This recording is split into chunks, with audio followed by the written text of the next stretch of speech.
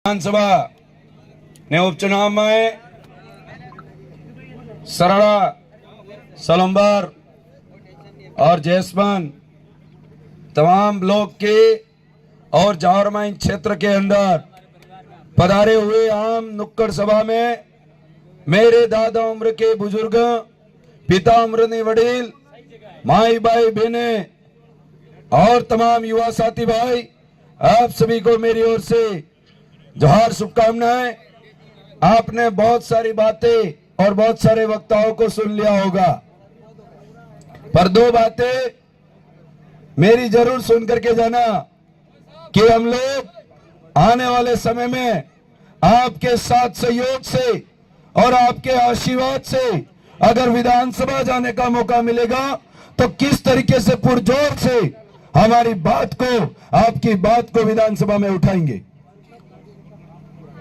आज हमारे बीच में बहुत सारे ऐसे भाई जो चाहे कांग्रेस से हो चाहे बीजेपी से हो, किसी भी विचारधारा के विचारधारा के अनुरूप हो, मैं आप तमाम भाइयों से मैं कहना चाहता हूं कि आपको नाराज और निराश होने की जरूरत नहीं है, क्योंकि इस बार आपका मन दुखी हो सकता है, क्योंकि कांग्रेस के अंदर भी कहो तो, बीजेपी के अंदर भी कहो तो, किसी भी प्रकार का हमारे इलाके की आवाज उठा सके ऐसा योग्य उम्मीदवार नहीं है।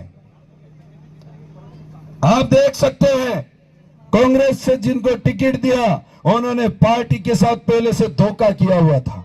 जो व्यक्ति हमारी उनकी पार्टी का अगर साथ सहयोग नहीं दे सकता, वो पार्टी उसको ऊपर उठाने का काम करती है। उन पार्टी के साथ धोखा किया तो चुनाव जीतने के बाद वो हमारा पार्टी का नहीं हुआ तो हमारा कैसे हो सकता। दूसरे जो व्यक्ति हैं, आपने सुना होगा उनके बारे में, जब विधानसभा में उम्मीदवारी की और फॉर्म भरने गए और फॉर्म भरने के बाद जब उनका शपथ पत्र पढ़ने का समय आया तब उनके मुंह से अशब्द तक नहीं निकला और पड़ोसी उनकी जो शपथ पत्र था वो पढ़ रहे थे।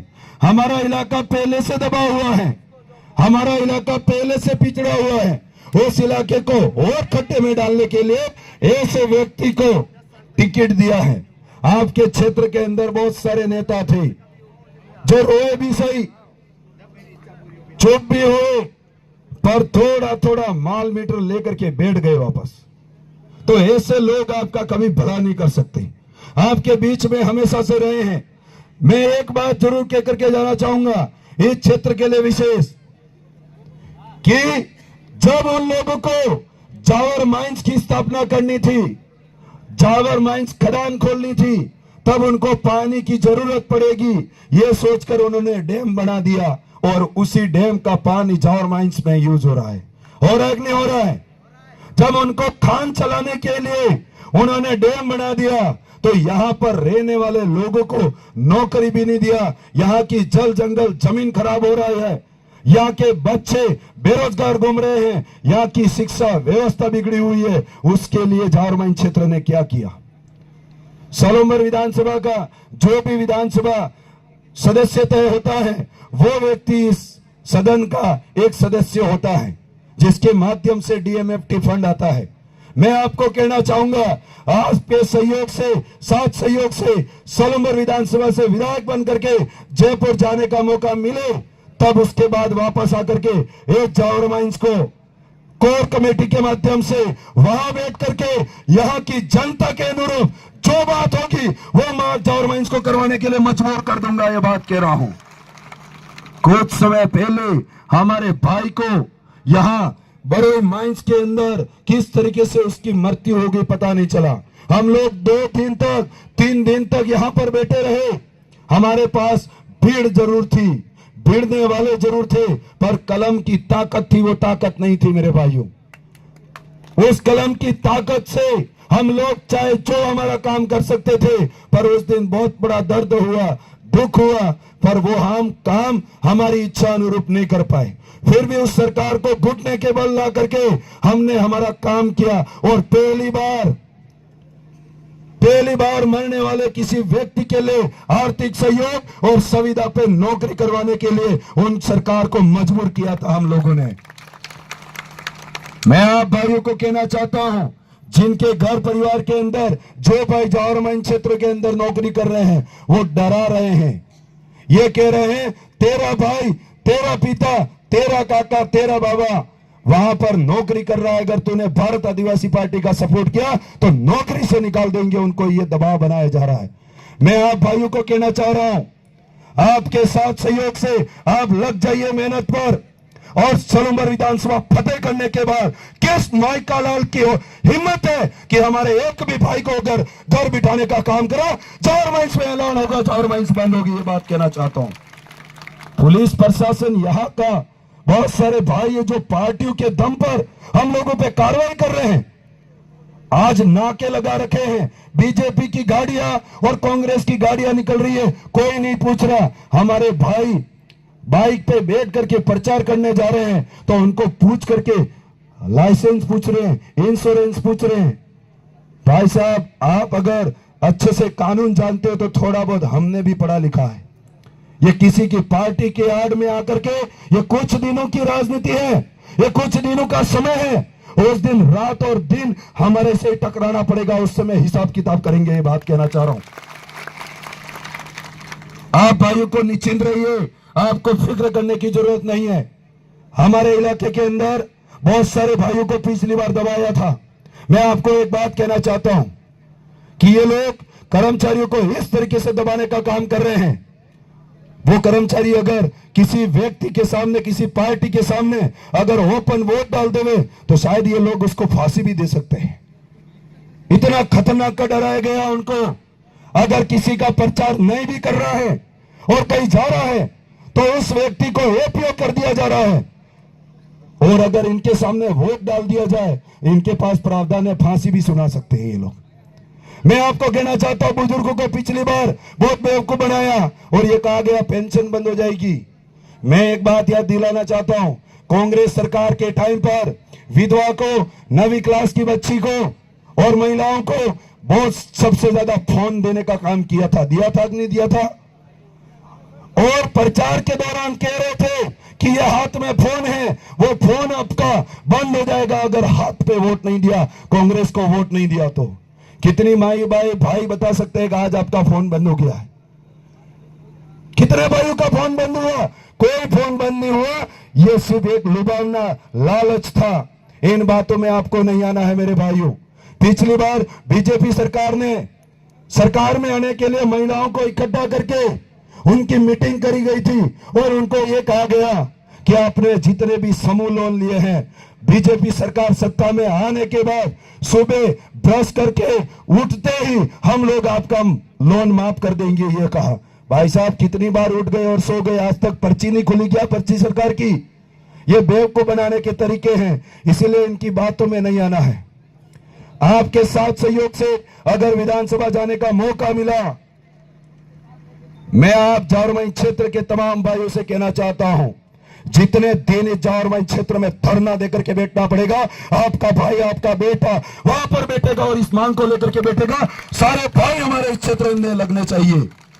आज एक नट बोल्ट खोलने के लिए बाहर से इंजीनियर को बुलाया जाता है और 1 मिनट के अंदर 1 लाख पकड़ के उसको दे दिया जाता है, और हमारे भाइयों को ऊपर बबूल काटने के लिए रखा गया है और उसको कहते तेरे पास नहीं है, आज मता कल मता, तेरी कंपनी की वैलिडिटी खत्म हो गई। ये कर करके आज बेवकूफ बनाया जा रहा है। मैं तो उस मालिक से कहना चाहता हूं, अब भारत आदिवासी पार्टी का सलूमबर विधानसभा का लाडला जीत करके जाएगा, उस दिन तेरी भी वैलिडिटी खत्म हो जाएगी। ये भी ध्यान रखना। तो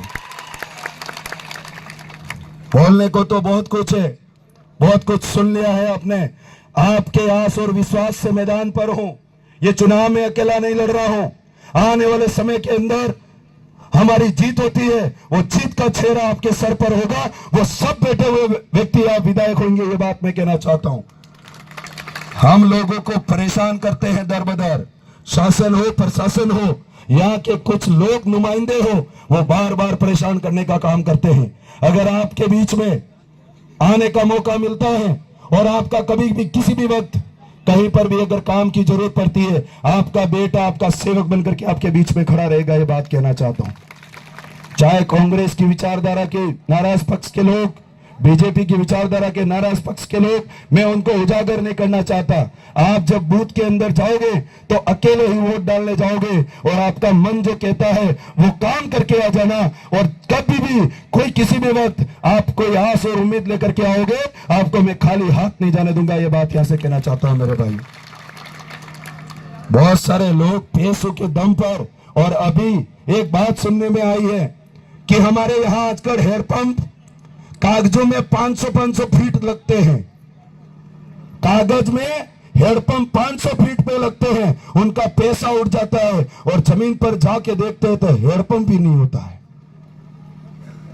आज रोड है, आज बहुत सारे रोडों से 20 साल हो गए, सेंक्शन हो गए, पैसा खत्म हो गया, और उस जगह पे जाके देखते हैं आज भी एक भी रोड देखने को नहीं मिलता है। वो सारा पैसा हमारे जाने के बाद इस इलाके में लेके आने वाले हैं। मैं तो कह रहा हूं, आपका ही हेडपंप का पैसा है, आपके रोड सड़क का पैसा है, आपके बच्चों की शिक्षा का पैसा है, उसको ले लेना, घर में रख देना, और इनको अब की बार ऐसा सबक सिखाना है, पता चले खाइन खदेड़ीन वोट खरे आली है जो जीवी पतो नहीं पर जो हद तो खाली था जाओ सब। यही बात के वो सब